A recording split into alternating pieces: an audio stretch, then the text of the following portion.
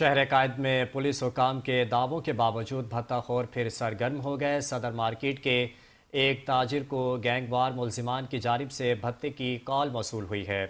اہم خبر سے اپنے ناظرین کو آگاہ کریں۔ شہر قائد میں پولیس حکام کے دعووں کے باوجود بھتہ خور پھر سرگرم ہو گئے ہیں۔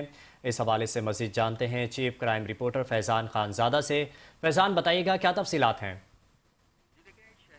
نے بھتہ خور ایک بار پھر متحرک ہو گئے ہیں، تاہم صدر الیکٹرانک مارکیٹ کے تاجر عرفان ظہور کو مبینہ طور پر گینگ وار کے نام پر بھتہ طلبی کی کالز موصول ہو رہی تھی، جبکہ مدعی کا یہ بھی کہنا ہے کہ 1 فروری کو دکان پر موجود تھے کہ واٹس ایپ پر غیر ملکی نمبر سے کال آئی، تاہم کال کرنے والے نے خود کو گینگ وار سے وابستہ ظاہر کرتے ہوئے 10 لاکھ روپے کا مطالبہ کیا اور سنگین نتائج کی دھمکیاں دی، جبکہ تاجر کا مزید بھی یہ کہنا تھا کہ کال اٹینڈ نہ کرنے پر مختلف نمبروں سے بار بار رابطہ کیے جانے کی بھی کوشش کی جا رہی تھی، جبکہ وائس میسیجز بھیجے گئے۔